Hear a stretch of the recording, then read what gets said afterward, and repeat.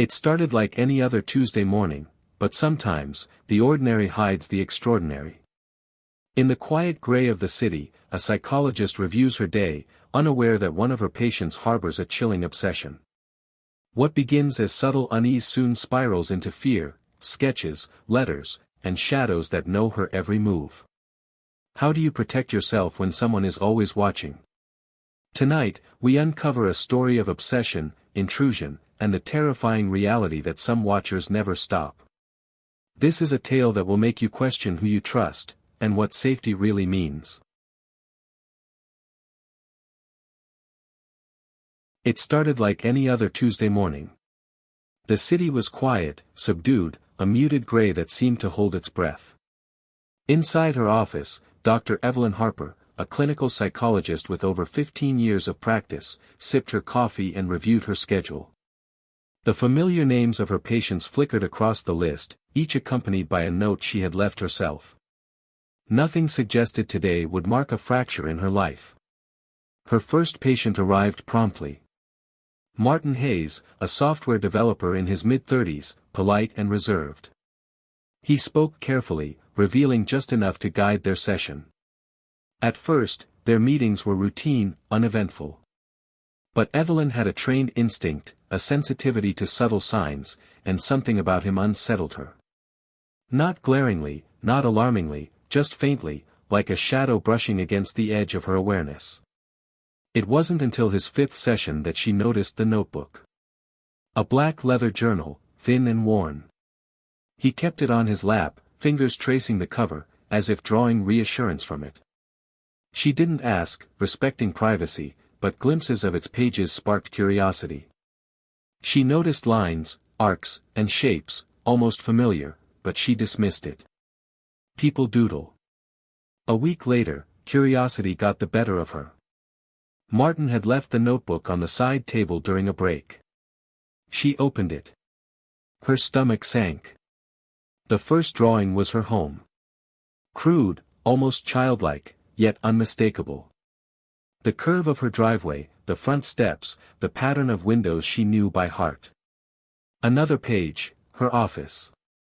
Every detail, from the placement of her books to the diplomas on the wall, rendered with meticulous care. She flipped further. Sketches she didn't recognize. Maps, angles, vantage points that only someone inside could know. The next session, she confronted him, calm and professional. Martin, I need you to be honest. Did you ever enter my home or office without my knowledge? He looked down, fingers intertwined, then murmured, I've never been inside. But I wanted to. The intent chilled her. The planning, the fascination, the quiet obsession. She imagined him observing, taking notes, committing her life to paper. She installed cameras, changed locks, and logged every minor anomaly. Days passed. At first, nothing happened. Then the letters arrived. The first was unmarked, except for her name, in precise handwriting. You are watched. I see everything. Her hands shook. Someone knew her movements, her patterns, even her sanctuary. Police logged the letter, offered advice, but there was little to follow. No fingerprints, no DNA. Just the words and the fear they carried. She maintained her practice, tried to hold normalcy, but sleep was shallow. Every creak, every flicker of light made her heart pound. Martin's notebook haunted her thoughts, the sketches a relentless reminder of vulnerability. A neighbor called late one night. Someone lingered near her hedge. When she looked, nothing moved, just shadows. But on her front steps was another sketch, her bedroom, exact layout, the position of her bed, the nightstand, the small lamp she always left on. Her sanctuary felt violated. The letters continued, sporadic and precise, as if her life had been memorized. She ended sessions with Martin abruptly, severing any connection.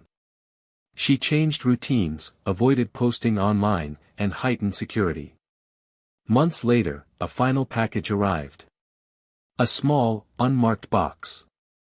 Inside was the notebook. The same sketches, now annotated, each line sharper, each detail more deliberate. One page reads simply. I know. I remember. The handwriting was calm, meticulous, cruel. She realized then that the intrusion had already won. Her life, her thoughts, her sense of safety, had been invaded beyond repair. She reported it. Police questioned, analyzed, investigated. They found nothing conclusive. The notebook told a story no one else could fully understand: obsession turned sinister, intimacy weaponized, the terror of being observed without warning or recourse. She sealed the notebook in a secure locker at her office. Told herself she was safe. Told herself she was vigilant. But at night, when she lies down, she feels it: the eyes, the presence, the certainty that someone is still watching. Some watchers never stop watching.